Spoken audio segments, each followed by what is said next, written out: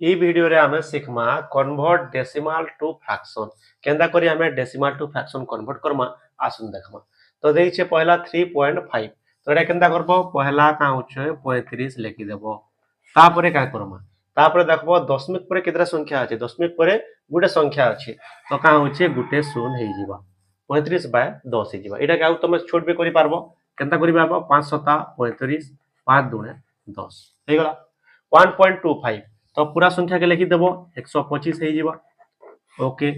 दशमिक पर केतरा संख्या होछि दुईटा अछि तो दुईटा शून्य बसै देबो केतरा शून्य बसै देबो दुईटा शून्य बसै देबो एटा कोटि पारबा के कोटि पारबा केते कोटबा 25 5 125